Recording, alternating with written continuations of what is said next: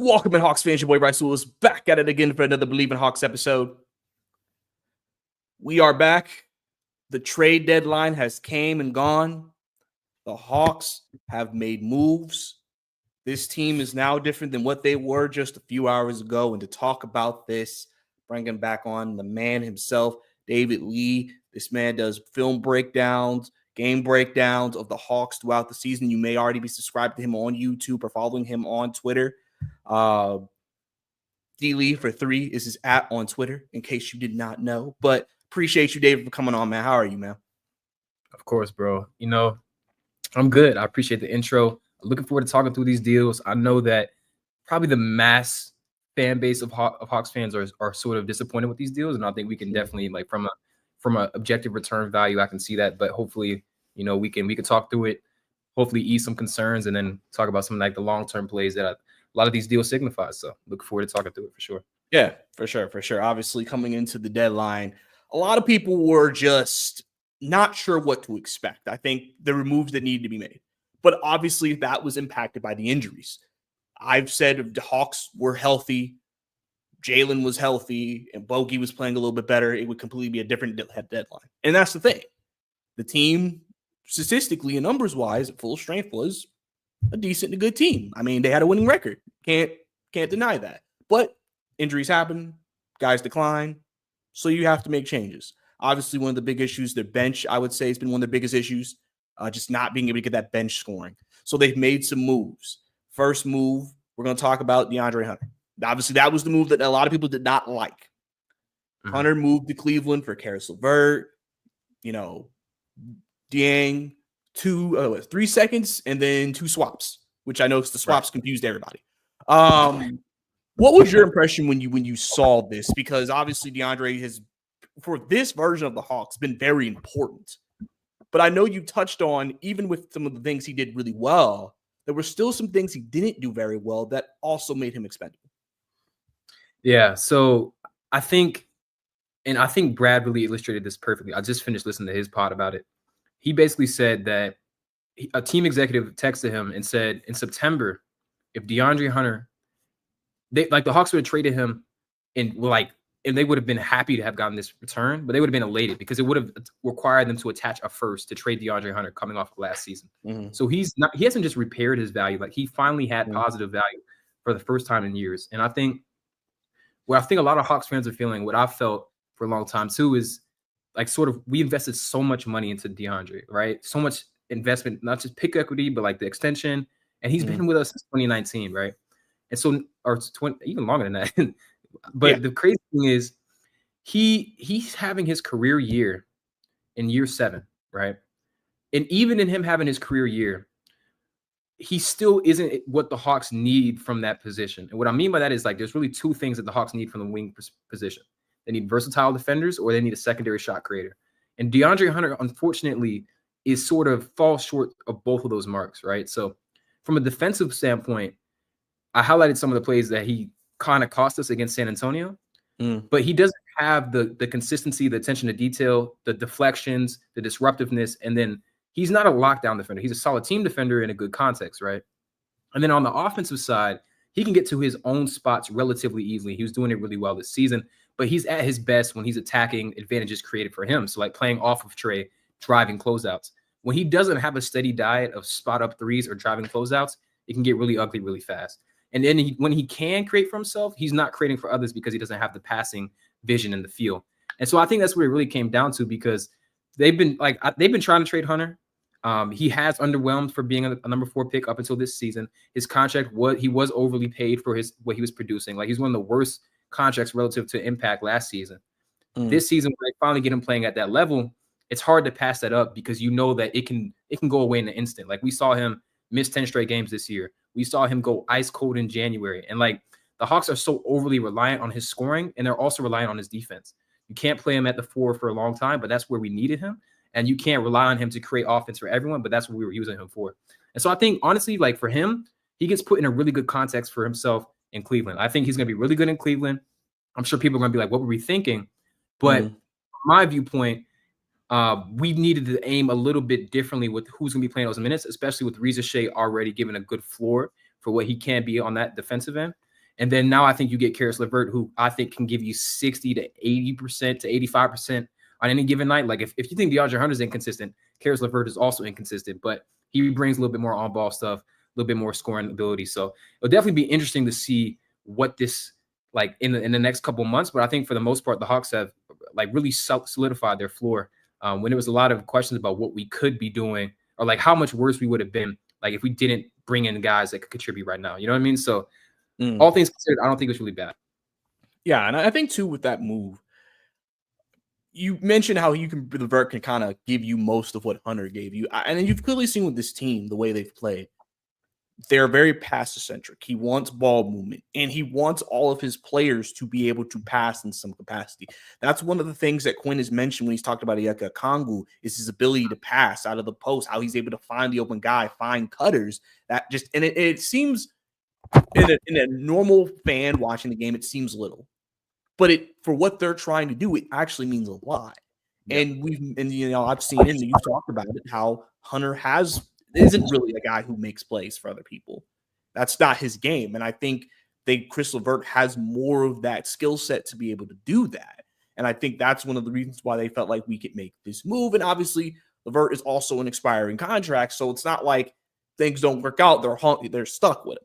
They can get him off the books. Obviously, they have some extensions coming up that they're going to have to give. And obviously, the big question, which we'll get to later, the big Trae Young question, how does this impact him? But, obviously, like you said, it's you can make an argument if the season, like I said, we stayed healthy, would they maybe have still traded Hunter? Maybe. We don't know. Yeah. But especially now, I think they're probably like, yeah, we can afford to make this move. Now, obviously, another person in that train was Niang, and I know he's not flashy. As you mentioned, he plays fat boy basketball. Kind of reminded me of Gallo when you said that. But it's a guy who can shoot. And he's played with Quinn before. He knows what Quinn expects. Obviously, one of the big weaknesses of this Hawks team was shooting. And that was very evident during the losing streak. Just nights of just bad shooting. He's someone who can improve that. And even though he may not be athletic and, be nimble, I don't know who said it. I don't know if it was you or somebody else. They said he's a more playable Devin Rodney. So I saw that. So and he got some run in Cleveland. So I mean they're a good team. So it's not like this man can't play. So how do you expect him to help in that second unit, especially with it looking like Clint's going to come back just from a spacing perspective and a shooting perspective? Yeah. So I want to address a couple of things. In the chat, I'm seeing Robert and Michael talking about like how the Hawks divided his scoring and that it gave us a deeper bench. And that's how I feel too, because in a lot of ways, you're going to be able to split up the production from Hunter between Niang and Karis LeVert, right?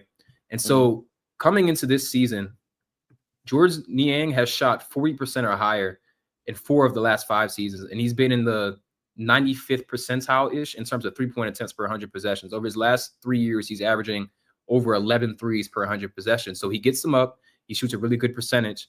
The mobility is definitely a question. He doesn't move his body around well, but if he can guard in the stationary position, he has the weight and the mass and the actual size to be a 4. He doesn't have the vertical spacing, but he can be somewhat tenable at the 4 position.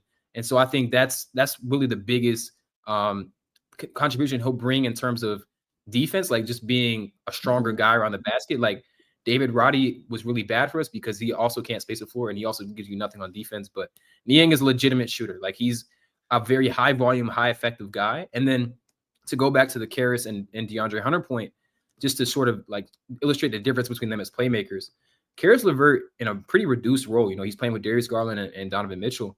He's averaging 7.5 assists per 100 possessions. DeAndre Hunter right now is averaging a near career high assists per 100, and that's 2.4. So like that's a massive, massive gap in terms of playmaking effectiveness. And he's also doing it, and Dre is also a lot more prone to bad pass turnovers, stuff like that. So you bring in a guy who can handle the ball, be that secondary playmaker, bring a little bit of that three-point shooting as well, because Karis LeVert is shooting, again, for him, like a pretty high, I think one of his highest attempts from 3, and he's shooting 41%. He's very streaky. Like I said, he's never shot above 40% in his career, but it's definitely been some growth for him in terms of being able to space the floor. So I think that's the biggest selling point for me, is like you could split up the production and then you're not losing too much relative to the contract value LeVert's expiring. It's just a little bit more flexibility because now you've been able to like sort of partition his contract.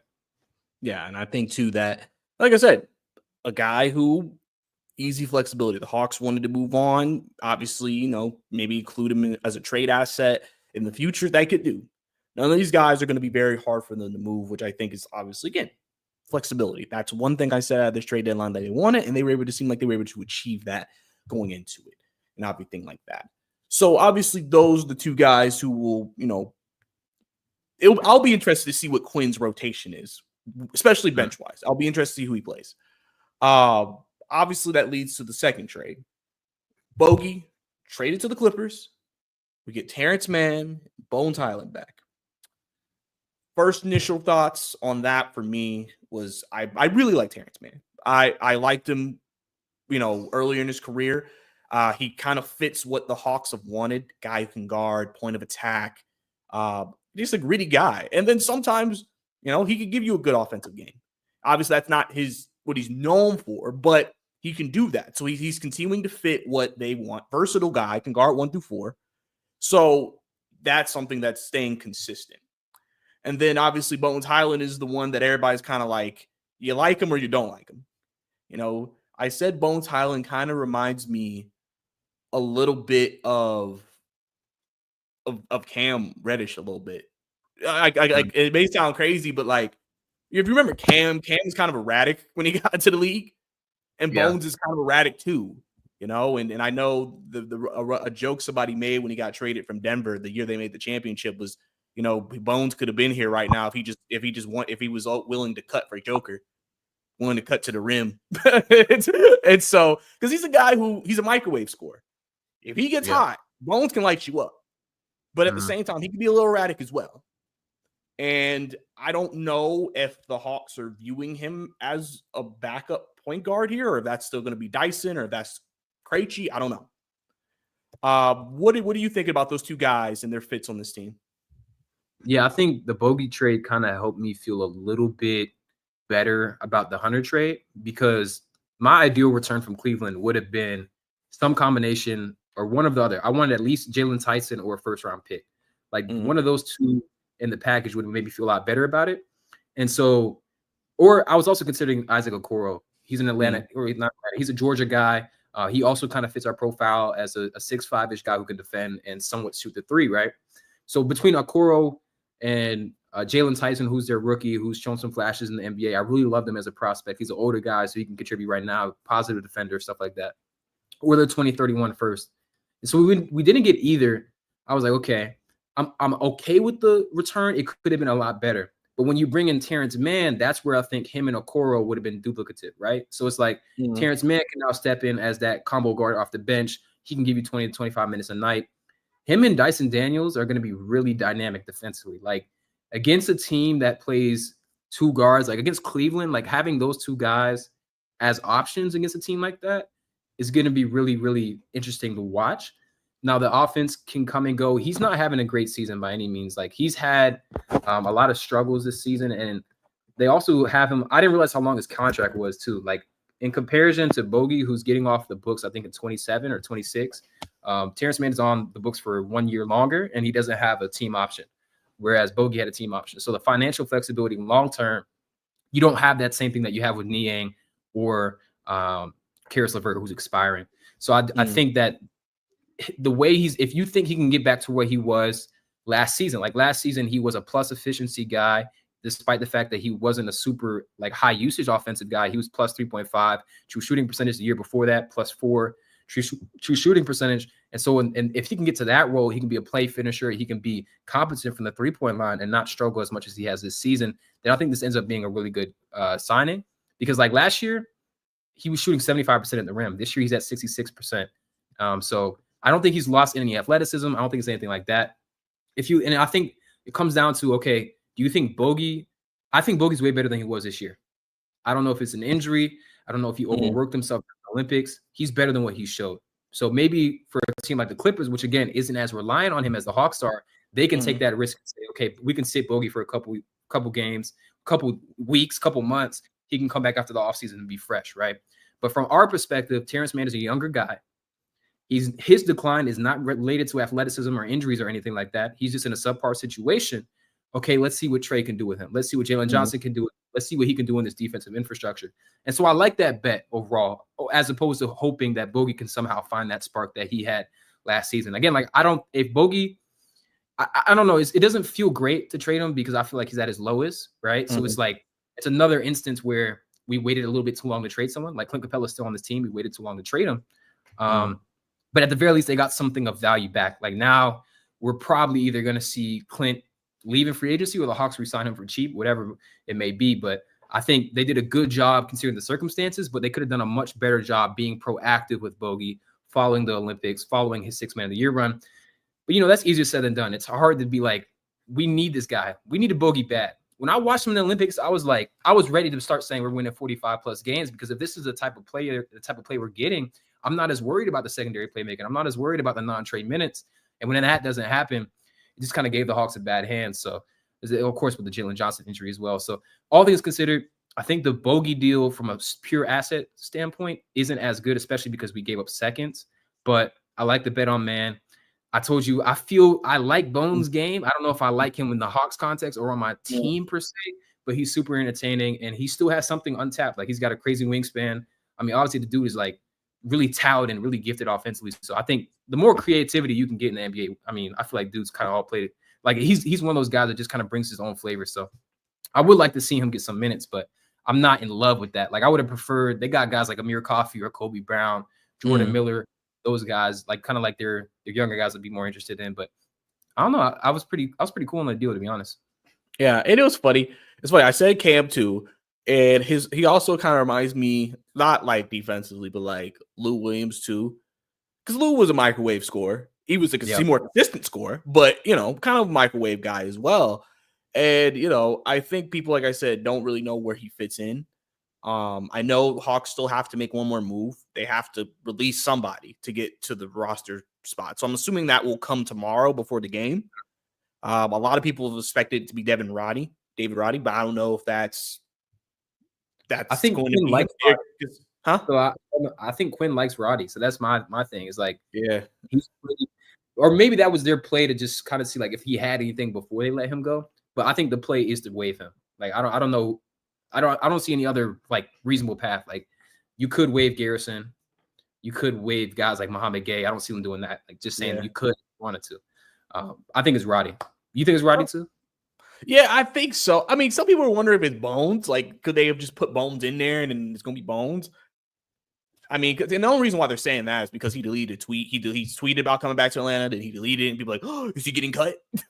I mean, is he from Atlanta? I thought he's from Philly. He said something about, that could have been man, but I know Bones said something about coming here, like he was like familiar with the area or something. So I don't know if he's like played here in some capacity or what. He, like I said, he deleted the tweets. So I don't remember what he said. I know Terrence Mann said that he was happy about being back. Yeah, that's weird because I think he's from Delaware. I remember when I watched like him play one-on-one on YouTube, and like I could just tell he's from the north from the way he was talking. But I do want to read this real quick, just kind of like Bones Highland's combine measurements. Like, he was listed at 6'2" without shoes, which I think he might be smaller than that, but his wingspan is 6'9". Like, he has the potential to be a real. Oh, he played OTE. I did not know that. Okay, that's the connection. OTE, overtime elite. Okay. I didn't know that, but like he has a ridiculous wingspan, right? But to Steven's point, he says the biggest thing pointed towards Bones being waived is that the newish Hawks front office hate the idea of guards who can't play next to Trae. That's a fair point. I think the vision was like, okay, someone like Kobe could do that. Someone like Dyson, of course, can do that, can play next to Trae. But I think taking a flyer on someone like Bones when you're really lacking that offensive creativity, you don't have to pay him a ton of money. I could see him getting run. I mean, they do need some real playmaking in that position. And this year he's at his assist numbers aren't too bad. He isn't playing a ton of consequential minutes. Like, keep that. It's all with a grain of salt. But like, he's averaging about 6 assists per 100 possessions, about 14 assist points per 100. So he could definitely come in and inject some on-ball creativity. And I think that's also kind of what Karis LeVert will be brought into to do as well. But I don't know. I do hope we keep him. Like, but not as like this is someone we're gonna keep for a long term. But I think like he's a fun player. Like I enjoy watching him play. So yeah, I enjoy watching him play. Listen, I've had friends tell me stories. One of my guys told me one day he took a girl on a date when he's a Miami fan, and this was when Bones just got into the league. And he said, I come out of that game thinking, who is Bones Highland and why did he destroy us? And it was just kind of funny. It's just funny because like he has the ability to kind of pick it up. Yeah. And so I think it'll be interesting to see how he kind of mitigates himself with the entire roster. Because like I said, they revamped the bench. That's something they need to do. So I'm curious to know, what do you think the bench is? At first, does this make Quinn go 10? Or does he stay with 9? And then if so, outside of who is starting, who are the 4 or 5 guys you think are going to be the bench? Yeah, I mean, I almost feel like the starters are kind of in question too. Like, is Niang the starting power forward, or is it going to be Larry Nance? Like, I feel like there's been a lot of hesitancy to put, whether it's Niang or not Niang. There's been a lot of hesitancy with Larry Nance, who I thought kind of came in when we acquired him. I was sort of imagining him as the backup 4. So, like to Adam asked, is Barlow starting? I don't think so, but I do think like what they were trying to do this like leading up to the trade deadline was seeing who could step in at that position. So that's why you saw Muhammad Gay start some games. That's why you saw Don Barlow play them like the next couple of games. And so I think from what we saw from both of them, they can kind of give you some minutes there, but they're not really ready. I say like Barlow may be more ready defensively, but I think it comes down to Niang or Larry Nance. So whichever one of them that starts, the other one will be on the bench. Then you got Karis LeVert. I think he's definitely going to be in the rotation. Then I think it's probably Clint Capella if we don't end up waiving him or buying him out, which I don't think will happen. And then we have Veet, so that'd be 8. And then I think it probably comes down to Terrence Mann. I think Terrence Mann is probably in the rotation too. That would probably be the 9. And then from the 10, it would probably be Bone/Keaton, depending on the night. That's what I think. Like, so I think that's how we're really like. And there's also a question saying, what free agents do you think they want now that they have expiring deals? So I was not familiar with the free agents in this class. It's not great, to be honest. You have LeBron, but he has a player option. Like, he's going to opt in. Obviously, he wants to play with Luka. You got a player option for Kyrie. Brandon Ingram is an unrestricted free agent. It would be pretty funny to take them from Toronto, but I don't think that's super likely. Chris Middleton's a free agent. Julius Randle, Bruce Brown, Miles Turner. Not names that are jumping off the page. I think I would probably throw some money at Naz Reid, maybe. I think Naz Reid. I think he'd be a fan favorite down here. Naz would get a lot of love down here for sure. Pretty sparse class. I'm not gonna lie. Like, I'd have to kind of see who else. Well, go ahead. I know they had mentioned the Hawks did call the Suns about KD, and I know people think this is KD's last year because they've listened to offers. Do you think Hawks revisit that? Or maybe they'll make a call, but I don't think it'll be serious. But I don't know if that's something you think they revisit, since people think that's leading to a split. Well, KD is entering unrestricted free agency the following summer. It's the 2026 summer. At that time, he's 38 years old. So that doesn't move me. Like, that kind of scares me. I was actually just about to say that, Gabriel. I was about to say Nickeil Alexander-Walker would be a really good pickup for depth. I think that the Hawks do need to eventually find that guy who's going to be that secondary shot creator. Could Jalen Johnson step to that role? I think that's still like to be determined. But looking at this draft class, this free agent class right now, I don't think there's a guy out there who I would throw a ton of money at to do that shot creation outside of Brandon Ingram. And I would do it to spite Masai for sure. But the Hawks do have a lot of room because of, I have to look at the books again, but I'm pretty sure we cleared 40 to 50-ish, maybe something around that in terms of cap space. The other thing is Trae is eligible for an extension this summer. So that will probably give us an indicator on what Trae's mindset is. So, like, it doesn't mean if he doesn't get an extension, he doesn't want to be here, but it may just be like he'll put that pressure over the Hawks to like try and deliver for the 2025-2026 season. I think that would kind of give us more clarity. I think it'd probably be like a 30 to It'll be a super max for sure. So it'd be a pretty expensive deal. But I mean, obviously, like he's our franchise player. So that's what you got to pay. Josh says, do y'all think there's a scenario that the Hawks got better? So I want to ask you, like, how do you feel about that, Bryce? Do you think there's a scenario we got better? You know, this has been something I've been thinking about because I know a lot of people think name-wise we got worse. I think in terms of just players, it's easy to say that. Like, I don't think we got anybody better than the DeAndre Hunter in any of these deals, if that makes sense, right? And you can maybe even in some situations you can say bogey. But I think it's about what they want to do and what they want to be and how they put it all together. I think that's what they're trying. And so for me, I think that's why, like, literally, like, if the bench gives them more production than they've gotten during the last 10 games, they kind of are a better team. Now, obviously, this is assuming Yucca continues to play really well, Trae plays well, Dyson plays well, you know, those guys, Richiche, you know, maybe plays like he did during that 3-game stretch. But, I mean, because there were nights where I'm like, we're getting 12, 15, 18 points from the bench. And I'm like, you're putting all the pressure on the starters. So if they can, like, at least give the Hawks 25 to 30 a night, that will be a big help to those guys. And I think with what they got back, I think that they can. It's just going to depend. And I think what they're trying to do fits better. Because I think at the beginning of the year, I said, if you look at the Hawks rotation, 9-man rotation, you had about, I would say, 2 negative defenders. Like, just like they're bad. Like which is Trae and Bogey, which Trae tries. So, like, it's not like when I'm saying he's like I think you will hold up. I think you muted yourself. Okay. I gotta say, you gotta put Garrett in there too. Well, that's why he wasn't in the original 9.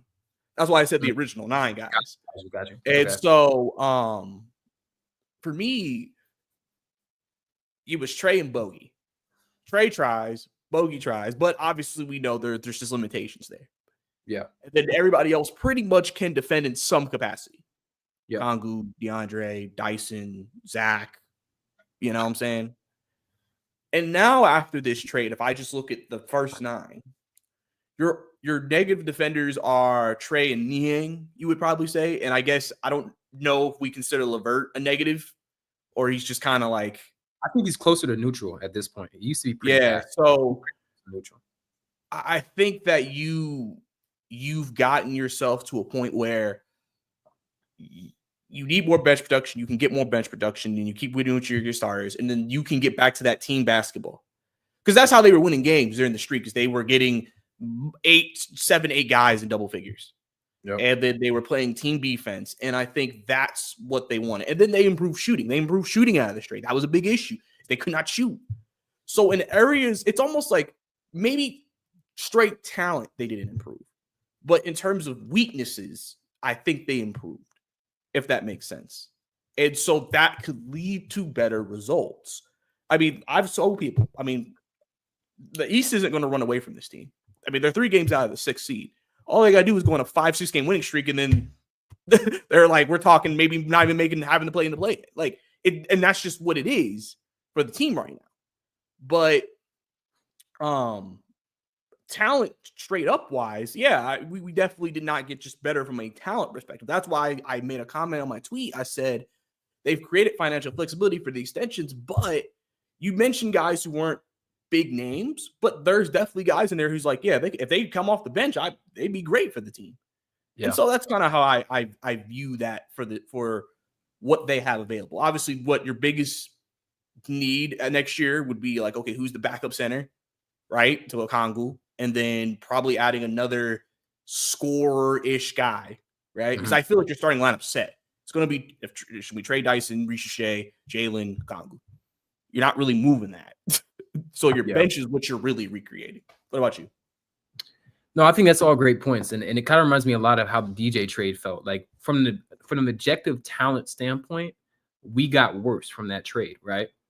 But the upside of Dyson Daniels, giving him more usage, and then the fit of Dyson next to Trae is an entirely different calculation than just an objective talent standpoint, right?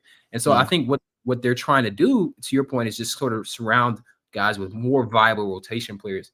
When we play our bench, it is awful. Like that first quarter, when we played V. Krejci, Larry Nance, and Garrison Matthews together against the Spurs, we were a -7 in 4 minutes. That lost us the game. Like that stretch legitimately lost us the game. And it's not Larry Nance's fault, but it's guys like V. Krejci and Garrison Matthews who get just exploited by bigger guys. And you don't have the center play to accommodate for that. So it's really good that we don't, hopefully, like again, I do think that Quinn Snyder had to do what he could with the roster. I think he sometimes would play Garrison way too long. I think he would leave Larry Nance out there way too long. Like he played him for 11 straight minutes in that Spurs game, for example. So he's not without his faults.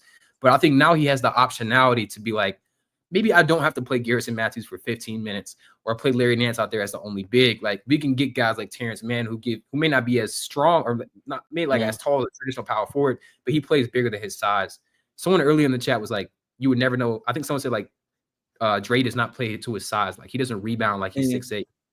So I think that's a really big difference.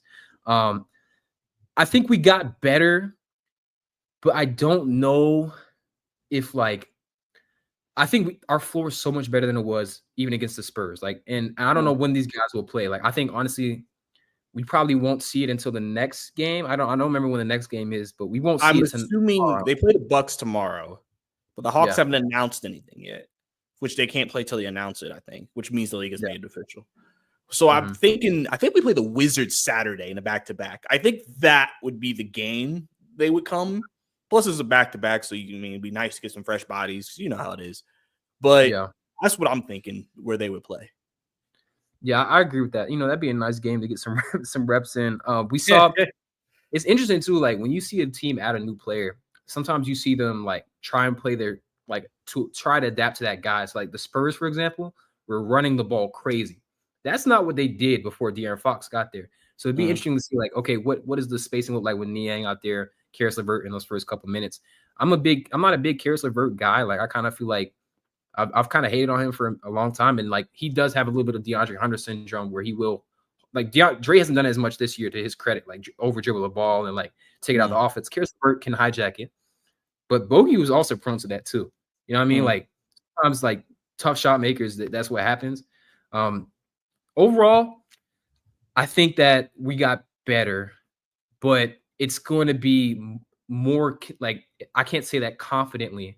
Like for example, like to your point, if Jalen Johnson doesn't go down, I think this deadline is approached entirely differently. Yep. I'm not saying that, we don't end up getting off a bogey or we don't try and see what we can do with Clint, but this Hawks team would not have lost 8 in a row. I'll tell you that for sure, if Jalen was healthy. So that changed the entire calculus of the season, because at that time, the Hawks were 7-2 against some of the best teams in the league.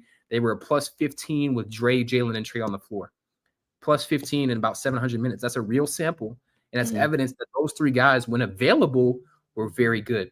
The issue is DeAndre Hunter has not been this version of himself at any point in his career. And he's also not available and in a reduced fashion as well. So I think that's ultimately the calculus there. And it from an emotionally invested standpoint, seeing Dre get traded when he finally started playing the way we needed him to, that kind of hurts. I'm not going to lie. You know what I mean? But it's like, it comes down to business, man. Like, it's tough.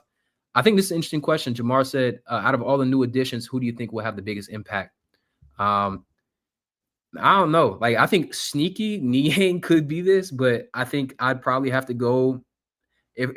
Let's break this into like long-term, short-term. I think right now Niang stepping in gives you really solid minutes at the 4 and some much-needed spacing without being a physical liability like Garrison Matthews. So I think right now you can slot Niang in, and he's going to do a lot for us that like you won't be able to really see. But I think I agree with the comments are saying. Long term, I think Terrence Mann has the potential to be a really great addition for us. But where you stand on that? Yeah, I could go with it. It's crazy. Because we've had so much issue, I think, at our guard spots coming off the bench. To me, I think Mann may have the biggest impact, short term and long term. Because I just think I'm really, like I said, that's why I'm so curious about the rotations. Because like you talk about Dyson and Mann on the floor being like great defensively, like ferocious defensively. And I feel like having that, it will be so big. Plus, is a guy who at times they've used Terrence Mann and the Clippers kind of to bring the ball up and play make at times. So again, the biggest thing they want, if they're not going to have a quote unquote true point guard, is just guys who can play make. So, you run LeVert, Dyson, and Man, and it's like, all right, now I have 3 guys I can kind of feel like, all right, we can move a little bit. And then Niang can help with spacing and so on and so forth. Now, obviously, when Capella plays, you got to figure that out because, the spacing gets a little limited then. But when you have Okongwu, it's like, all right, spacing's really good, especially now that Okongwu is hitting threes from the top of the key now. So, I mean, that's that. Hey, when he started raining those, I was like, where was this all year? But, I think Man will have the most impact out of all of them. But I definitely think Niang can do some things for us that we need. Because clearly, when you make these investments, there's not going to be everything that you're going to get. You're not getting star players that can do everything. There's specific skill sets that they need, and they acquired those things. They went after needs from a lack of skill on the team perspective. So I definitely think Man for sure can do that. Now, one thing I want to get to is someone had mentioned about Trae Jalen stars, right? Dax, Zach, are building blocks, but shouldn't stop you from upgrading, right? How do you feel about that? I feel like the thing about this starting lineup that is because people have came out on Twitter because obviously, people have their opinions, people are upset. They're like, this starting 5 can't win a championship and blah, blah, blah, blah. But I could also make the argument we don't know what the ceiling of this lineup is because Zach's a rookie. Dyson's playing for the first time. I mean, if Kongu plays like he did last night, I mean, I don't think that's going to be an issue. We know what Trae can bring to the table.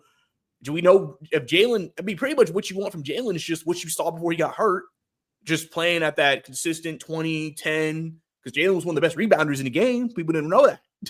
And, what do you think that that's something the Hawks should maybe look at as like, hey, we can, or if there is someone better, let's upgrade. And if there was someone, who would you think that would be if there were to move someone out and move to the bench?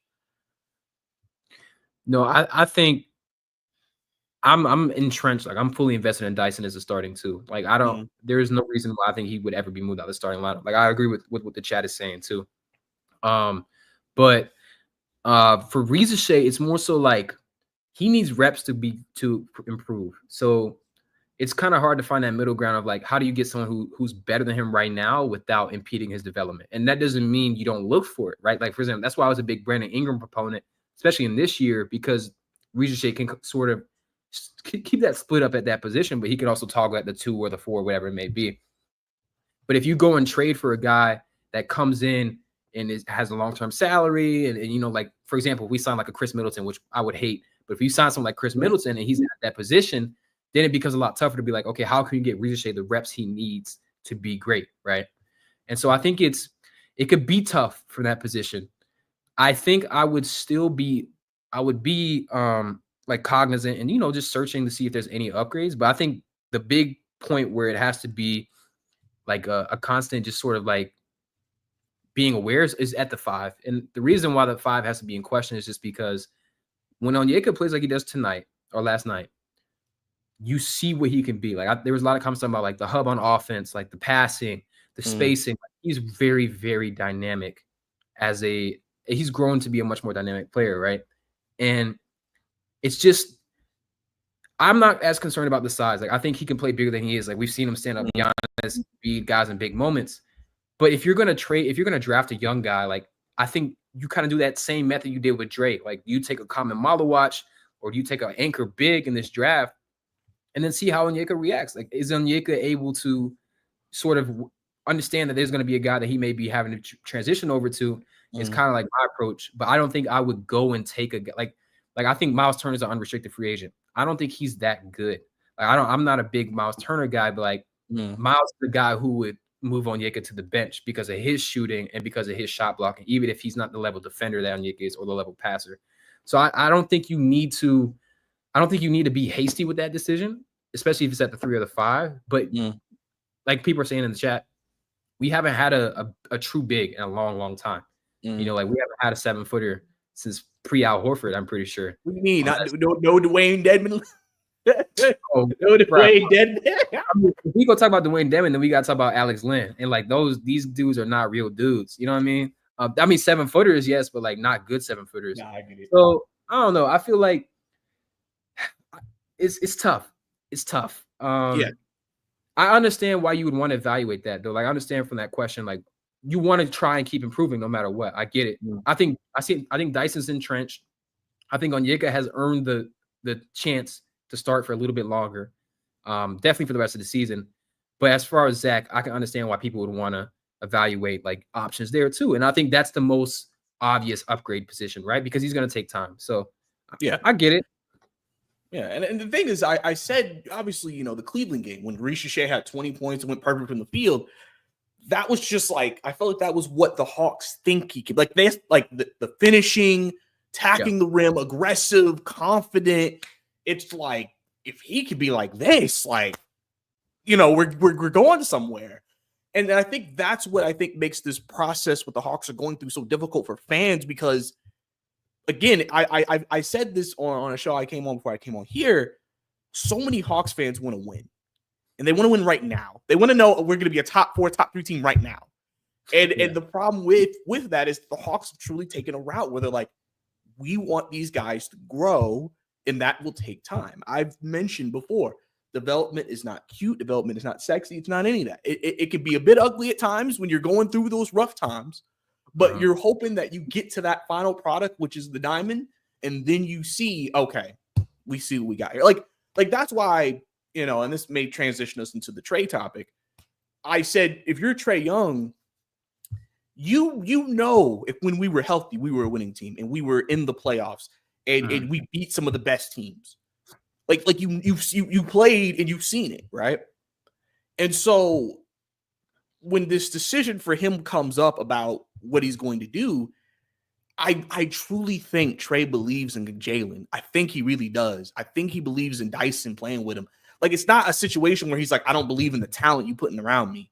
It's like he can technically say, I mean, shoot, when we were healthy, I was excited for where we could go. And so coming into this offseason, I've said the way this season ends will really dictate some things for him. Because if, let's say, the Hawks are able to savage it, let's say the Hawks are able to get back to 500, maybe a game or two over 500, right? Let's say they're able to do it. He may look and think, we had injuries, we went through all this stuff, and we still finished here. Now imagine when we get everybody back, if we can stay healthy, we're probably going to make, maybe you would think, so a couple of moves over the offseason. And so now people are like, and now Trae may look at it like, I mean, I want to see this through, at least. But obviously, this summer is when the extension, that's when the conversation will be had. Do you want to sign with us, Trae, long term? We'll give you the max, assuming that the Hawks are wanting to give him the max. Or will Trae say, I'm not sure? Because some people think if he doesn't take it, he's just going to ask for a trade. I said there's a scenario where Trae will basically say, I'm not going to sign it. I want to see how it goes next year. I don't want to be traded right now, but I want to see how it goes. And so, my thing with that is just, that's what makes this a convoluted situation, because it's not an obvious answer. Everything that everybody's saying is just an assumption, what you think is going to happen. If you don't think it's going to be good enough, you just assume guys like Ricochet and Zach and Okongwu won't get to that level and Jalen won't stay healthy. But if you do, you're hoping the best that they will reach that level and he will stay healthy. So where do you stand with Trae Young right now and how the rest of the season plays out in his decision? Because I've said that Trae doesn't seem like a guy who's like,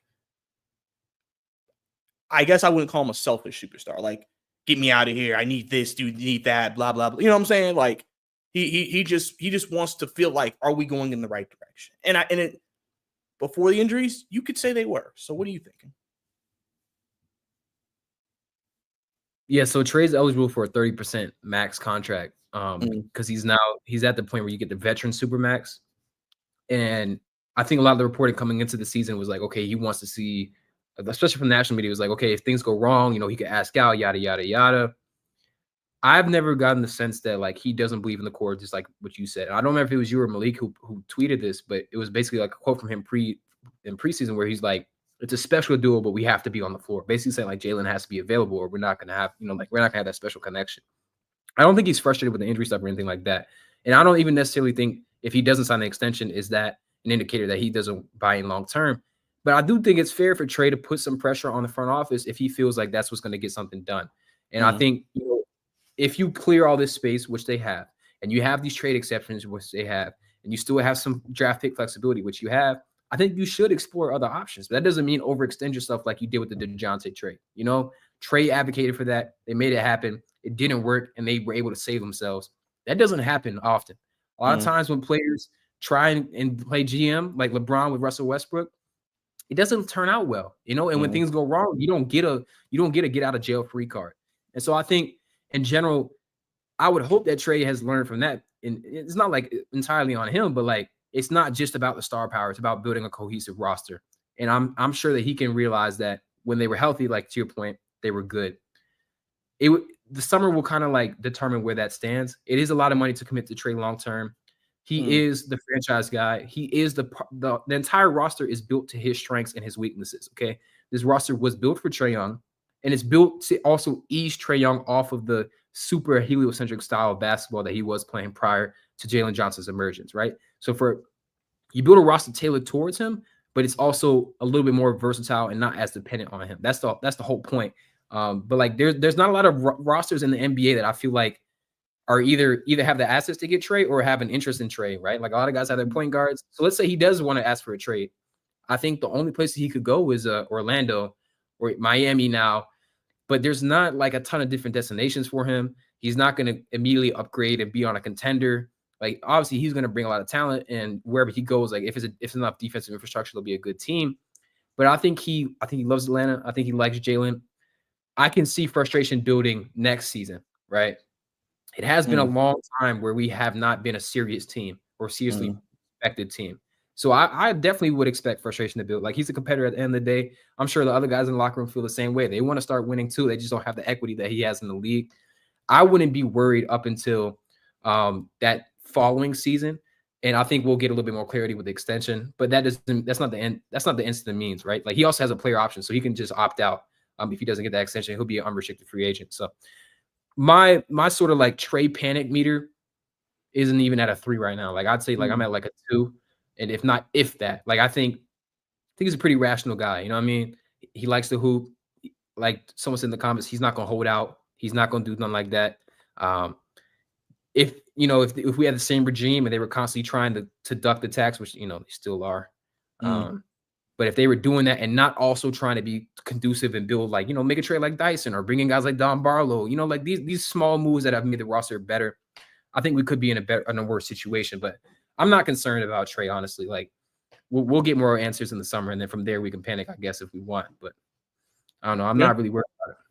Yeah, I mean, that's kind of where I'm at. I don't. Obviously, people were talking about Trae's dad retweeting the Haynes thing he said, and it's one of those things where like that's why Brad was like, I mean, this is nothing new. Like this, no one's really saying anything groundbreaking. Yeah. They're just saying he wants to win, which he has said on multiple occasions. He's apparently supposed to drop a podcast too. I'm sure he's going to say it on air. So I don't think anything's going to dramatically change from that perspective. I think that, and this one thing also I've said, I truly think Trae and Quinn are tied together. Yeah. Because I think Trae has constantly, even through the losses, still says, we believe in Quinn, we believe in what he's preaching, we believe in what he has never wavered from that. And so that's why for all the people who hate Quinn, you have to realize that Trae loves Quinn. And he knows that Quinn is making him a better player because of that, because of this partnership. And so if there was rumors about Quinn's status, then yeah, my panic meter would be a little bit higher. Because I don't think Trae probably wants to go through another coach, and especially in the process of where we are. But I think that the Hawks front office, for as much as we want to crap on them, they look at the situation and said, listen, we knew this was going to be a process. And we won't rush this process. Obviously, it's unfortunate that we've had some of the things that have happened, but we're not going to rush things. And so I think Trae is in the same spot where, because I think at the All-Star game last year, he said in an interview, he said his plan is to play his contract out. So that's why it's like crazy that people just think he's just going to be like, yeah, screw it, I'm out of here. Like, yeah, if the Hawks somehow went on a 20-game losing streak, yeah, I'm sure Trae Young would be like, yeah, this might be time. But if they're competitive, and like I said, the Hawks are going to play one more than 82. They're going to be a play-in team at least, if not maybe competing for that 6th spot. Maybe. Again, we have to just see how the team comes together and how what it looks like. But because you're telling me if the Hawks make the postseason, and I mean, probably the matchup you'd want if you had to face one of the top 3, I'd say is the Knicks, just because I feel like that is a better matchup for you, because in my head, I've broke down that matchup. I was like, realistically, the key to that matchup is the Dyson Jalen Brunson matchup. If Dyson can control Jalen Brunson, Hawks have a much better chance of winning that series. Where if Brunson goes crazy, it makes it much harder for them. You kind of saw in the first 2 games, Dyson was able to control Jalen. Hawks won both those games. The 3rd game, Dyson got into foul trouble. That allowed Jalen to get going, and New York won that game. So I feel like it's a very, cookie cutter. Boston, even though you beat them twice, I mean, it's Boston, not still your greatest matchup. And then Cleveland, that's more just, do you think they can get over the hump, right? And because, like I said, Trae Young's going to show up. Like, people forget with Trae Young, too. Like, the last time he was in the playoffs, he averaged, 32 and 10? Like, I could say that my franchise player has showed up in the playoffs. Like, we talk about Tyrese Halliburton and guys like that. Like, oh, have they done it yet? You know what I'm saying? Like are they it like that? We questioned it. Where Trae, he's done it, and he shows up when it's time. So that's why I'm not too concerned either about his future with the team. And, I think, like I said, he'll just play it out. Patient guy. See what happens. If things look good, if he likes the direction, because it's just about feeling. If he's feeling it, we'll go into the offseason. He'll continue to post it. Is his clips every day, working out, doing his thing, and we keep moving like nothing. And the media will have their narrative. And everything. But David, I do have a question. And we brought his name up a couple of times, but we haven't actually talked about him. And he's a guy I think right now it doesn't seem like he's going to play again. But there are some things there I like. And that's Barlow. A guy who 6'9", but he plays bigger than me a little bit. Like he's shown some rim protection even at his height. I think one thing people said about him was he can score. He can put the ball in the basket. He just defensively is where you're going to have your questions. And I think defensively he's came along a little bit. I've said that I wouldn't mind. I personally said that, honestly, I would rather him play than Larry Nance. And that's just me.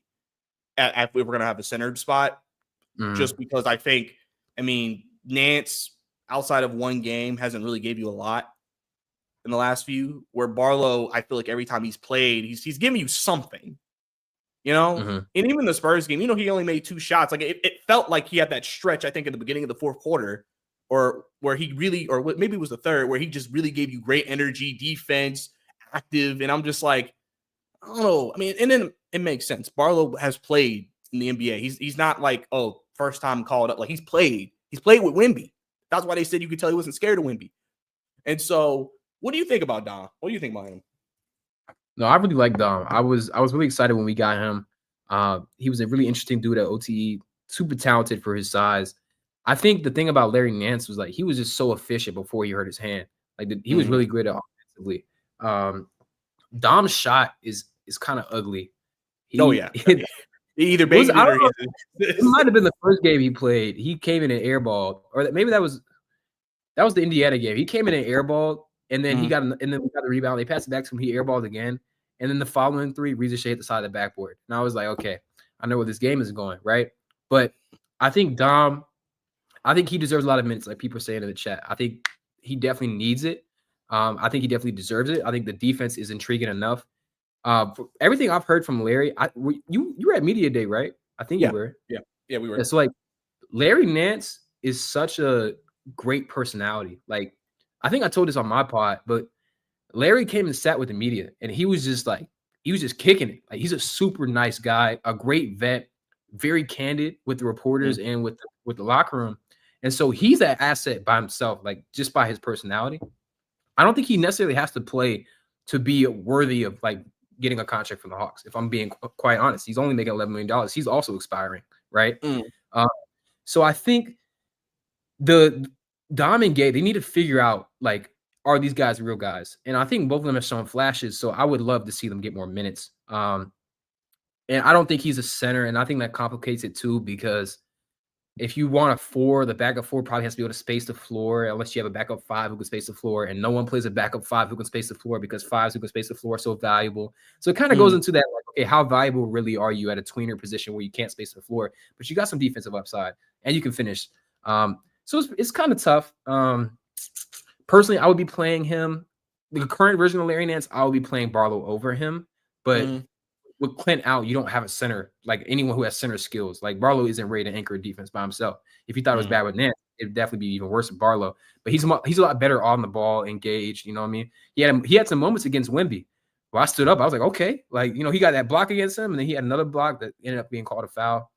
Why do you think Barlow can't play center? He's not big enough, and he also just doesn't have the instincts as a center. Like, he's not strong enough rebounder. He's just not a big enough guy. He doesn't play like a center. He plays like a forward, you know? So you say a bigger 4, maybe. Yeah. You where he could start right beside Onyeka and help with rebounding. The rebounding help is nice. The added rim protection is nice. He can be a discount Jalen in some aspects, right? So I get the vision. I just don't think I think he's more raw offensively than you may imagine. And that's what makes it tough. Because the team already struggles offensively. Where do you stand on Kobe, though? Because there's a lot of questions about Kobe right now. I'm a really big Kobe fan. Like, I loved when we got him from the draft. I loved him pre-draft. I love what I saw from him in the limited minutes. The unfortunate thing is, like, once you miss your first 2 years, there's not a lot of precedence for guys becoming good NBA players. Like, off the top of my head, the only guy who really did that was Embiid and Randall. And I'd have to go back and look at more, but like, when you miss that much developmental time, it's just really tough to make it up, especially as a guard. So how do you feel about Kobe? Do you think he has any place long-term, or what do you think? I said that with the trade today, and Bones is staying. I said it does make Kobe expendable. The thing is, again, if you're going to do it, you have to move him. Like, if you don't think he's gonna be your backup, you have to move him. Like, I don't see you keeping Kobe as your third point guard, because then it's just like, that's your lottery pick. You're making him your third point guard. I mean, you really can't send him down to the. I mean, I don't think in his third year you can send him to College Park. I don't know. They may still send him down to College Park. I don't know. I mean, does he play Summer League this year because of that? I mean, if he's healthy, we don't even know if he's going to be healthy enough for that. I'm not going to lie. Like, it is so frustrating because I think he would have been so great for this Summer League team. Like, it would have been so much easier for Reza Shea. Like, the struggles we saw from Reza Shea after that first game, I don't think we see those things as Kobe's on the court. And I think some of this is mismanagement by the Hawks. Like, there's no reason, unless the medicals were saying otherwise. But I don't believe they did, because why would you opt for surgery in January? If he had this injury over the summer and they decided to just rehab it, that's a bad decision, because there's no need to rush Kobe back. You have Keaton Wallace in the pipeline. You have the minimum contract space available. You could have made something work. You know what I mean? So I think that was really bad mismanagement, and it set him up for failure. Because if he would have got that surgery in the summer when it happened, he would have been available right now. He would have been playing right now. And it just really sucks because he needed these minutes bad. I know, and again, I'm trying not to be too high on him. I really love him, like, as a player. I think he could have stepped in. Like, pre-Dyson, I was like, this guy's going to be a real difference maker. I haven't given up on him personally. I understand why the Hawks may be evaluating other options. I don't think it's smart to give up on him entirety. I don't think Bones Highland is that dude.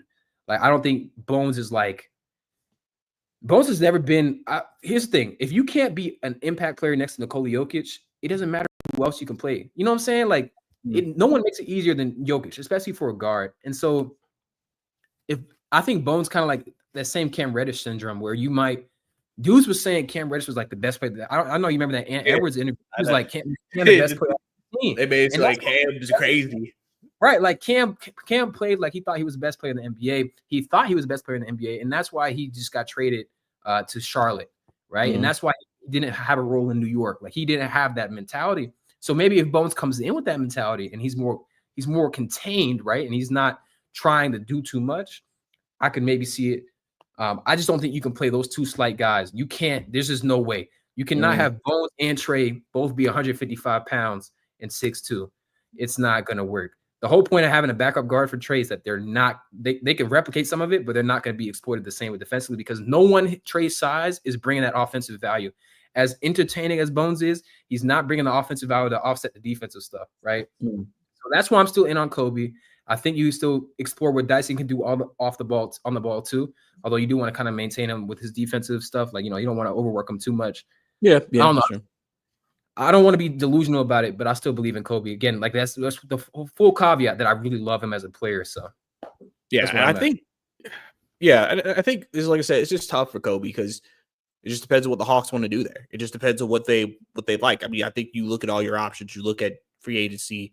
I mean, listen, even though the draft picks don't look great, you're going to have draft picks unless you trade them this year. Kings pick, I think with them seeming like they're going to be competitive, they get that pick and then you get the Lakers pick and, do you look into that? You add a couple more guys to the development system.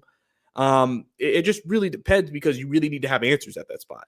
Now, I think it's interesting with Dyson getting so many reps at backup point guard because I think Dyson, has point guard skills. And so it's like, that's why it hasn't been like at first, I think it was a little rough just because he was, he really wasn't, I don't even think he was practicing in a point guard role really like that when he got here. So he was like, oh, I got to go back to doing this. And I think you've seen him get more comfortable with it. But it just really depends. I think they have so many avenues they can go down realistically. And like I said, maybe that is something like they said they dangle out there. I know some people may still be high on Kobe Buffkin from around the league.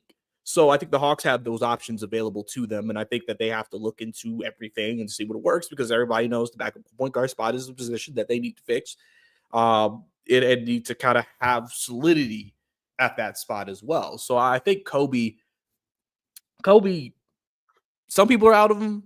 Some people think he's more of a 2, not a 1. I mean, it just kind of depends on what you translate. There's some people, obviously, who are super high like you are, or you could be super high on him like Matt, to a level where people. I'm not even trying to be mean. I'm just saying. You can be very high on him like that is where, I'm not saying that you need to think he's all NBA and he needs to play, but like, you can be high on him. So I think that makes things interesting. Like I said, Bones gets play. I guess he'll get an opportunity to show, like if Quinn said you'll get an opportunity, hey, Bones, you have a chance to show you deserve that spot. So I'm crying at this comment. I can't believe somebody mentioned Matt on YouTube. Listen, guys. Matt is hilarious, bro. Like that man is stands behind his beliefs for this team. Comedy, bro. Yeah, I was gonna say though, like it's a different type of hunger when you have to fight for your career. So Bones probably knows this could be one of his last shots. Okay, so he might take a little bit more serious this time. I was gonna say too. So Steven asked, what was the plan for Kobe if they got Tyus Jones in the summer like they clearly wanted? They clearly believe in Kobe, but then they also did pursue a backup PG. And I think there's two things about this. It is impossible to get a guy like a top-tier backup point guard when your starting guard is Trae Young, because there's no way you can offer them a big enough role, right? There's just no way. Your minutes are limited too. Minutes are limited, and then the money is limited, opportunity is limited, chances to play with Trae are limited. Like, it's a lot of things that make that really complicated. And I don't really know how real that Tyus Jones stuff was. Like, I'm not plugged into the org, so I don't know. But like, I never thought that was gonna happen. Just because, why would Tyus do that? Like, why would you not just go play for a team that's gonna promise? Like, Phoenix said, we'll start you. To the detriment of their season, they said, we'll start you. Like, you can't compete with that, no matter how much money you pay him. So that's why I think exploring guys on it. That's why Kobe was so important, because this is a younger guy who can play next to Trae. It doesn't have as much of a contract value, and he's not expecting a ton. And that's where also Bones, cheap flyer. Let's see if he can do something. Keaton, 2-man, see what he can do something.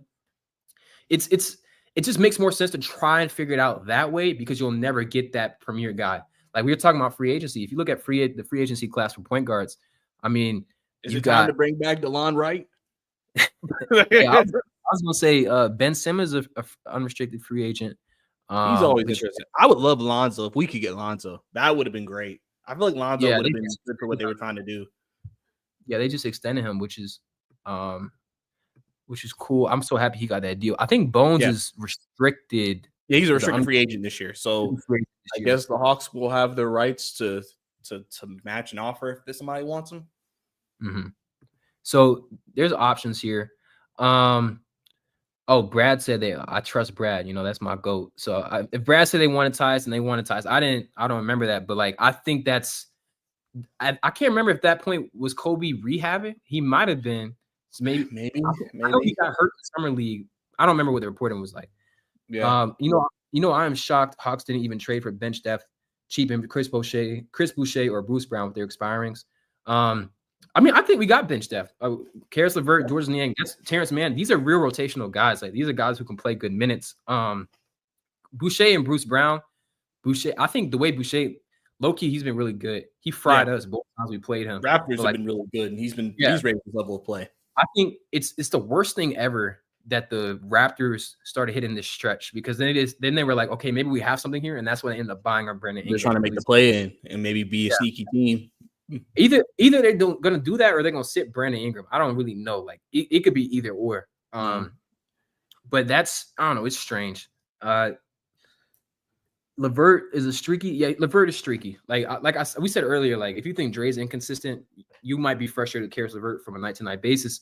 But he's still more talented with the ball in his hands. Like, Karis LeVert was actually running the offense in Brooklyn. He was a special offensive player in Brooklyn. I'm not saying that's what he's going to bring, but he can create a lot more, man. So, yeah. Do you think? Where do you see Krejci kind of fitting in? He's kind of obviously been a guy who's broken to the rotation because of injuries. A guy that can do different things, play multiple positions. His three ball has been better in the last about month or so. He's given them a little bit more of his predict. I always said my thing with Krejci is he does all the other things, but he can't give you 2 points a night. He got to at least give you something more just to justify. Do you think with these additions, and then with this offseason coming up, and maybe the Hawks making other additions, where I feel like Krejci's a guy who's constantly in limbo a little bit, like a guy that you trust. Like, he's the first guy. Once you get out of that top 9, top 10, we're going to Krejci.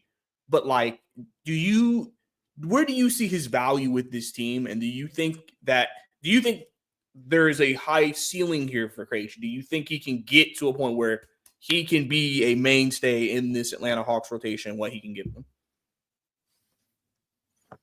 I don't know if it's a high ceiling per se, but I think he could definitely be like a long tenured Hawk, just because he fits what we do so well. I think like what kind of holds him back is just the size. Like, he's a really great 2 guard, but if you have to have him play the 3, that's when you're in trouble. So if you let him chase guards and that's what he has to do defensively, I think that's a lot more tenable than trying to have him guard. Like, anytime you see him guard someone who's bigger than him, it's a problem. Yeah, because Krejci's skinny. That's the problem. He's very skinny. Like, I can't remember if it was Harrison Barnes or Stephon Castle. Trae got cross-match in transition, and he pointed to V. He's like, V, come take this guy. I'm going to peel off to, I think it was Chris Paul. And then Harrison just blew through V. Like, he was Trae. You know what I mean? So it's like, it's kind of tough because V's willing to be there. He understands the game. He knows where he needs to be defensively, but he can only do so much in some situations. So it could be a little bit tough. I don't know. I feel like I think I identified him like last season. Like, he played 14, 15 games for us, and he's really special, moving the ball well, had our pace popping. Like, when he gets downhill, he can be really special in those moments. So I think I think like the 8th and 9th man spot is kind of like penciled in. Like, okay, Krejci will always be here. You know what I mean? Like, he's earned this spot. Terrence Mann could take those minutes, maybe, but I don't know if you can. I think ideally, like, he's a 2 guard coming off the bench, like, as opposed to like a Garrison Matthews. I think that's where I would want to see. Like, he takes Garrison's minutes, and then Terrence Mann takes Veet's minutes. It's kind of like how I would envision it. So I think he has that. Makes sense. That makes sense. Like Travis said here, he said they're fantastic in the bench guys. Like, that's facts. Like, they're great. Like, as your 10th, 11th, 12th man, that's elite. Like, a Veet Krejci, come on. Yeah. But like, if he's constantly having to play big consequential minutes, I think that's a representative that you don't have to have. Him finishing games, things like that. You're like, you rather, do something a little bit different at that spot. Quinn. Let's talk about Quinn. Obviously, this is his 2.5 kind of. This is the second full one, right? Second full year. What has been your impression of Quinn and what he's done with this team? I've said that he's developed players. They've developed players here. That's something that Nate didn't want to do. And that's something they prioritized in the next head coach. Hunter got better under him. Kongu got better under him. Trae got better under him. Everybody's gotten better under Quinn, right? Yep. And so that's why Vic Krejci is where he is now, and et cetera. And you've even seen with some of the G League guys why they're able to at times give you some really good games. What kind of job do you think Quinn has done? I know he's been someone that some people just question his rotations at times, question some of the obviously we know about the timeout in the Spurs game. You know, not every coach is perfect. Every coach has a blunder. But what overall is your thoughts on Quinn? Because obviously he's trying to build something. He's talked about trying to build a culture and identity. And do you think he's been doing a good job of that and getting the players in place and putting the players in position to be successful? Yeah, no, I definitely think he has. And I think the funny thing is, like, if I was Quinn Snyder, because you remember he committed to the Hawks like early, and then multiple teams opened up coaching head spots like Milwaukee, I think Phoenix, like so many, Detroit. And so at some point I was like, man, did he really want to coach for us, or was it more so like he just wanted to get back into coaching? He took the first job available. And I think he might have had his pick of the litter if he waited a little bit longer. But I think he's fully committed because like a lot of the moves that they're making are Quinn Snyder driven. Like I can tell this from his process. It's not him making the decisions, but it's more so like this is what the type of player Quinn wants. You know what I mean? So like I think the Dyson move was very much a Quinn move. I think going to get someone like Niang, even though that's not the target, like that's someone who knows how to play with Quinn's system. So I feel like Terrence Mann too, like, you know, that guy probably pretty much ended his tenure in Utah. So I think the thing about Quinn is like he has a very high level vision, or like a very thorough vision for what this team can be. And I love talking to him at the press conference because like he gets very into the details. You know, sometimes he can give you some press conference, you know, PR answers, but like when you ask him about basketball, like schematics, he's on top of that, right? He's done some really inventive stuff this year, come up with some zone looks, some lineups. The lineup from game to game can be a little iffy. Like I can definitely admit that sometimes he puts out dudes who really shouldn't be out there in terms of like for too long. But I think he has like a really great approach to what this Hawks team can be. And I believe in his vision, and I like that he believes in Trae, and I like that Trae believes in him. And I think that's what matters at the end of the day. Like he's maximized his roster as much as you can. Like I don't think many coaches could have done better with what was given to him. So that's where I stand on him. And like I just really think that he's just a really cerebral guy, which I think is important for a team that hasn't always played like a high level basketball in terms of like, we're going to read and react. We're going to be smart with the way we attack things. He's not without his flaws. The end of game stuff has been iffy. The rotations, stuff like that. But I'm a big fan of Quinn. Yeah, same. I'm in the same boat. I feel like he's done well with what he's been given. I think, like I said, him maximizing a lot of the talent that he's given. I mean, even though DJ talked about he didn't like his role, DJ got better here. DJ became a better shooter here. I mean, that's what I'm saying. It's like that's why I think, and I've talked about the CBA and how that's impacted things because teams don't want to be in aprons. Like I remember there was a tweet where they named like 6-7 teams who are in the first apron, but if you're in the first apron, you cannot sign players that have been bought out. Yep. And that's why teams are like trying to stay away because like think about, oh, we need to make a couple more upgrades. Well, you're restricted from making an upgrade in this way. I mean, no, like, you know, that's tough. Like, that's why they said the Suns pretty much have to just trade one of their stars away if they're going to want to have room of roster flexibility. It really handicaps you. And so a lot of teams are going the building route because that's the route where you can control because guys are on rookie deals or smaller deals. If they develop and get better, you can pick and choose who's important, try to see who you can interchange. And that's how you have to build out people. I've always said this to people who always talk about the Hawks spending. Obviously, yes, the Hawks, you know, if there's an opportunity to spend on a certain player, sure. But I've also said this. I've been like, I use the Suns as a prime example. You can be aggressive and just throw money at guys, and then you could be the Suns. Like, that's what that looks like. You know, or think about the top teams in the East. Cleveland, Garland developed, Mobley developed. A lot of the guys there, they developed, and then they added pieces like Mitchell and Jared Allen and, you know, boom, you know, Ty Jerome. I mean, you know, Ty Jerome wasn't doing anything at first, and then now he's a really viable bench player because it developed. Boston, we know Tatum Brown drafted there. You know, and then they had guys that they were Eastern Conference Finals team to an NBA Finals team with a lot of guys to develop. But they were also in position, okay, we're so close. Okay, now we can throw money because we're so close. That's why they have so much payroll, because they know we're one of the top teams in the league and can win a championship every year. Peyton Pritchard, as example, is another example. New York. I mean, New York's the only team that you can maybe say is buying because everybody in their starting lineup was bought. But at the same time, I mean, it's New York, and they put themselves in a position where they've bought smart.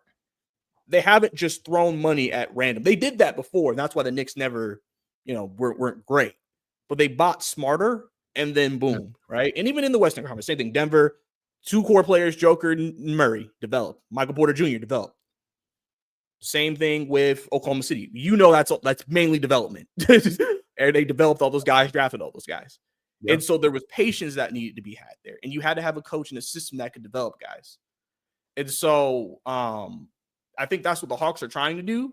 You develop the core and then you add. But like I said, some people are like, I need it now. I need wins now because I'm scared Trae Young's going to leave me. So, I mean, that's just my take on how they're trying to do things. And like I said, the CBA's making teams do that. That's why you've seen some weird trades. Like, because it's like teams are like, I got to get contracts off the books. I got to dump guys. Because like, I got to get under. Yeah, your point about like building, there was a graphic that I really liked. It was like all the homegrown talent in the NBA. So Memphis and Houston are 2 other teams that fit into that category.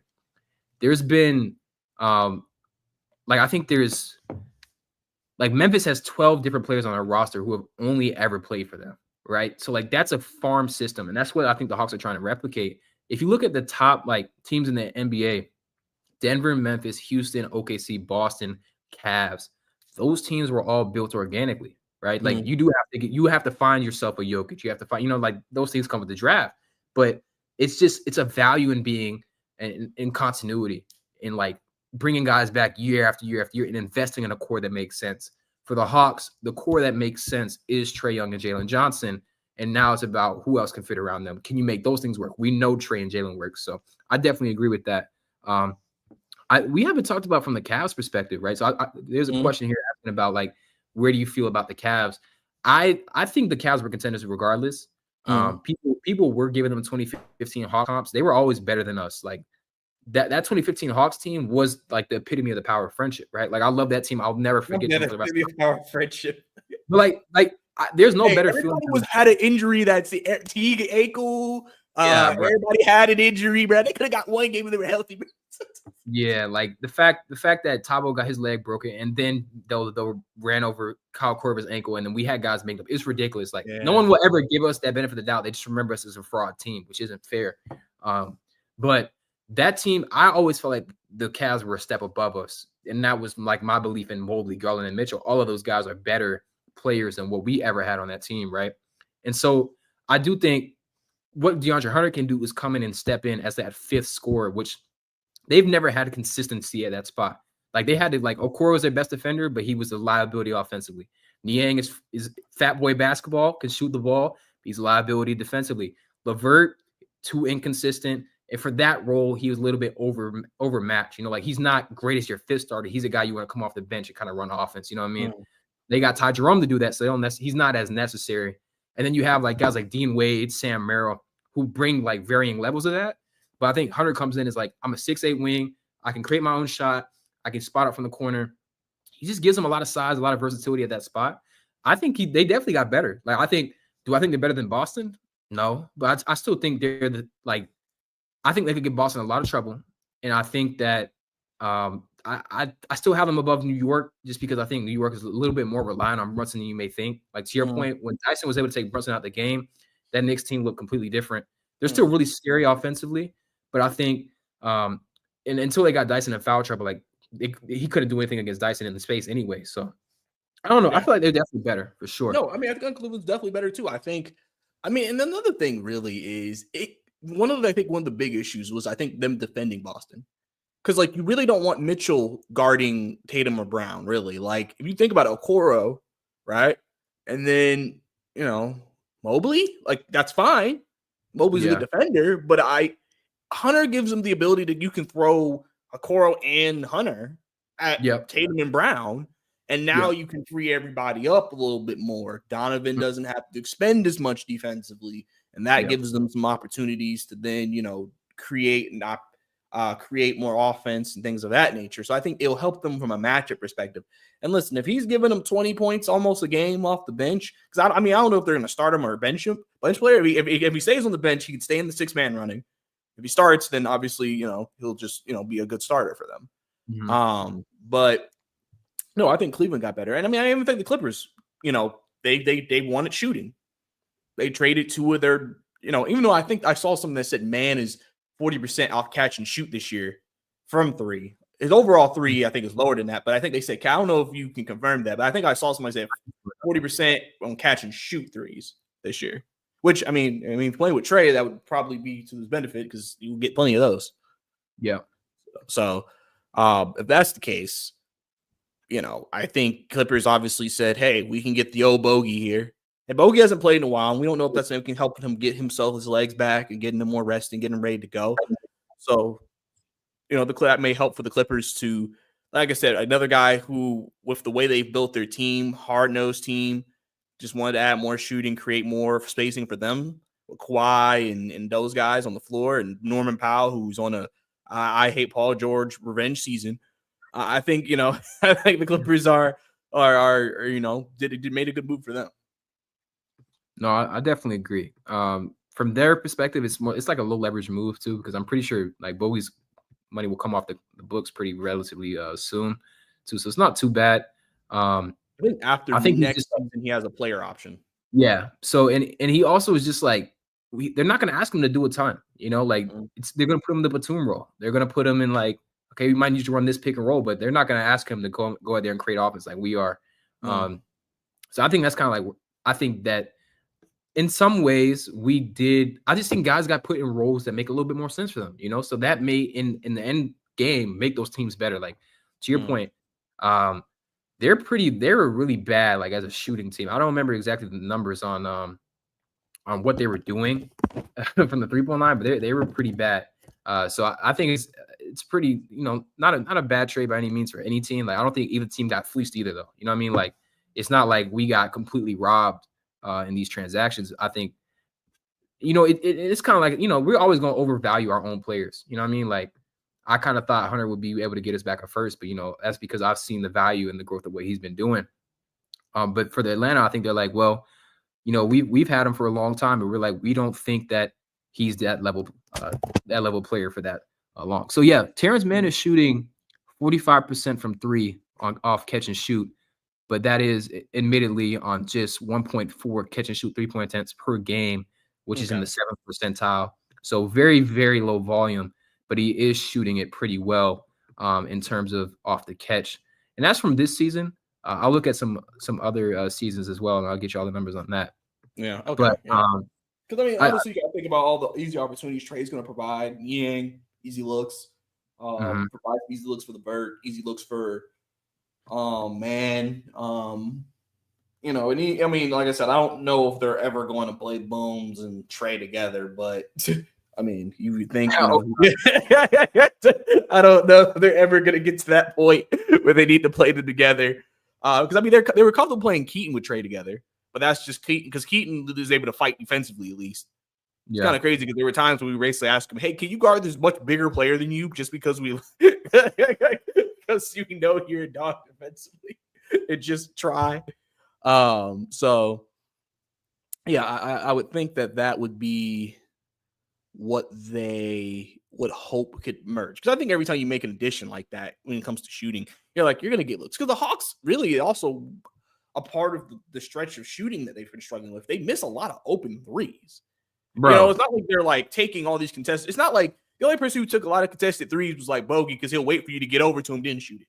But outside of that, everybody else taking open threes and just bricking, and it's like, we can just make these. It's just so many games where like if we just hit a couple more threes, like the Detroit game is a prime example. When it's like we got down, but the reason why we got down as much as we did and could never come back, we just couldn't hit no threes. Like you don't even have to hit it like at a high clip, just hit some. And I think that's something that If they can hit those, especially since Quinn wants them to put up threes, and that's why I'm curious about LeVert and Highland. Because those guys, you give them a green light, they'll start shooting them up. And Quinn gives all his players green lights because he's like, that's what we need. We need you to shoot. We need you to be aggressive because that makes the defense have to take you seriously. If they know you're going to pass it up, they're going to play off of you. So, I mean, could it be dangerous giving them a green light? We got to see. Yeah, I think this is a good question.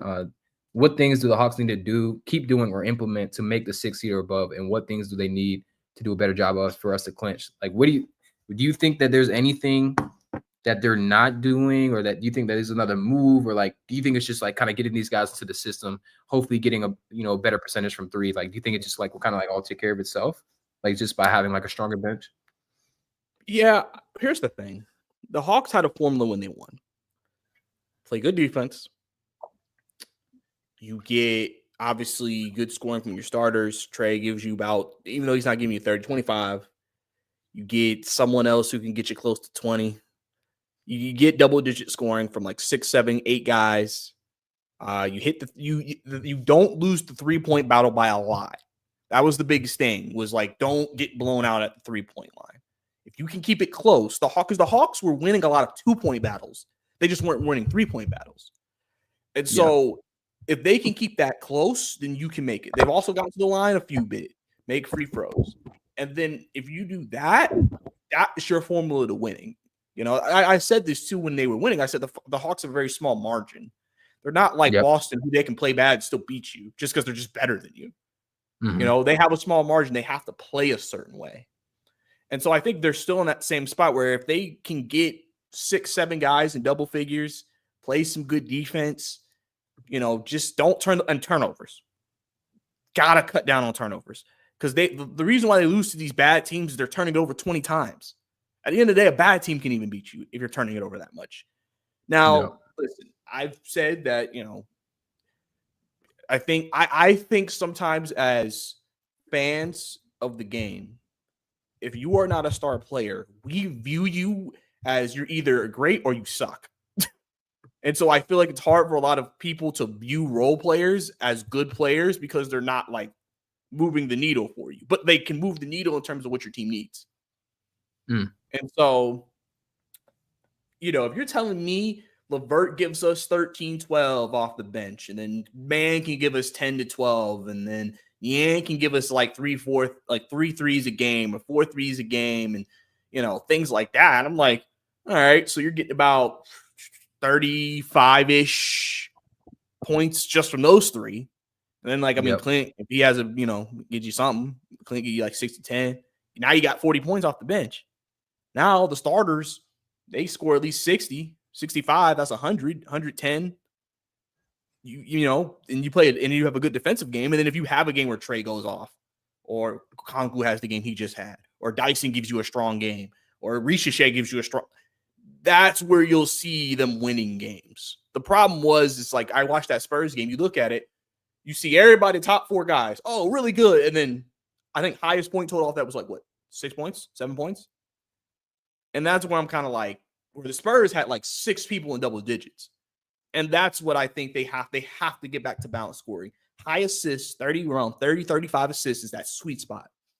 Is when they're playing for real. Because I've seen them play well offensively. Like, I feel like they have a good system going offensively at times where it's like they're moving it well, they're good in good looks. Like, it's not the offense is not working. It's just they're missing shots. But I feel like they've done some good things where they could just start hitting some stuff and making some good plays. And that's why I'm curious with such a ball movement-centric style. How does a LeVert, how does a Highland, how does a Man fit into that? Because now, obviously, we also can admit they pass too many shots up at the rim. And I'm like, just take the layup. Like, you don't have to pass it. Like, I feel like they're going up. Oh, let me see if somebody's open. Like, no, just take the layup. But I think that they definitely, if they can do that, I think the Hawks can kind of, because if you look at the next few games, for the Hawks, they play Milwaukee, right? I'm sure everybody's going to expect that to be an L, right? But you never know. Play Washington, could be a win. Orlando's kind of fallen down a little bit. Plus, even last year, I mean, the Hawks and Orlando play each other. For some reason, that's a really good matchup for both teams. They just play each other really well. Yeah. Right? Play the Knicks. Obviously, that could be so-so. Orlando again. Detroit. Miami. Even though, they've gotten some new guys. I mean, those are all winnable games for them. Like, they play the Heat in a back-to-back later in the month. And then, like, your toughest game for the rest of the month is the Thunder at the end of the month.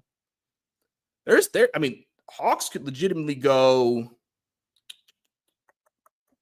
I could see them getting like 5-6 wins if they play well, if they play like they need to. If they play they've been playing, then obviously this can get ugly. But, that's where I think they are right now as a team. And so, and like I said, I think the Heat are the 6th seed right now. So obviously that'll be a big 2-game set potentially coming up.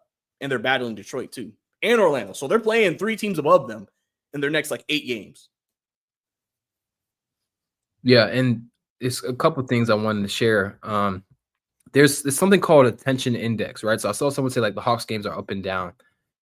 The tension index is basically like how often is the game staying at like a 50-50 win probability? So like how often are teams basically in the game, right? The Hawks are second in that, which means that they essentially have like the highest leverage games of like they're not getting blown out for the most part, right? They're keeping games really close, right? Last season, so mind you, we're second in this metric this season. Mm. Last season, in the DeJounte Murray era, we were kind of similar, but not nearly as high tension. But where you see the biggest difference in this team from last year is the clutch performance, right? Last year, we were a bottom 5 team in the clutch.